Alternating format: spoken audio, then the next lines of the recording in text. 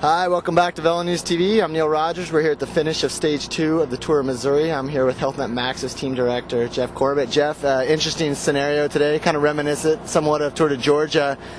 Curious what was going on in your mind as the break formed. Obviously, Frank Pipp in the break, Nathan O'Neill, a very likely overall podium contender at this race. Tell me what was going on in your mind as the break's going away, whether you decide to put guys in the front and chase it down or ride with Pipp. Well, at first we didn't give the break much of a chance. It hovered at 30 seconds for a long time. Both the break and the field were flying. Wasn't really even sure it was going to stick. And when the chase kind of gave up, the gap shot pretty big, pretty quick. So at that point, we decided to, play the hand that was dealt to us with Frank.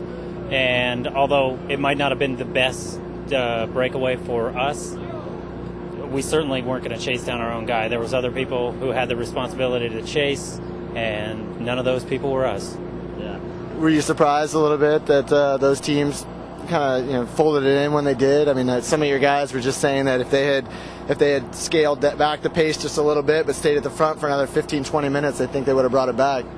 Could have been, or if they had just maybe not chased so hard early and waited and chased it later when the break was a little gassed and they recruited help, maybe that would have worked. I don't know. I don't know what their other team's objectives are for the race and what they came here to accomplish. So maybe they've already achieved those goals. Maybe they haven't. I don't know.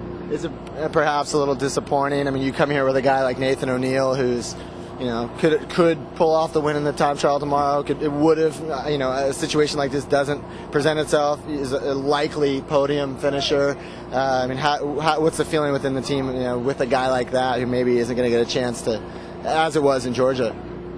Well, I'm sure Nathan's disappointed, and we're disappointed for him that he doesn't get his opportunity. But that's bike racing, and at the same time, we're happy for Frank, and it's certainly streamlined our goals for the rest of the week. We know what we're doing as far as GC is concerned, and we have everybody else free to go for stages. And you say you know what you'll do in terms of GC. Obviously stage wins are still a priority, so how much of the team's resources will go towards Frank for the rest of the week? As much as necessary. Obviously Frank's not in the lead right now, so we don't have a ton of responsibility.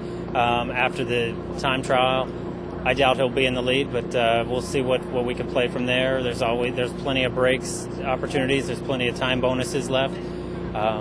So we'll devote whatever resources are needed towards Frank.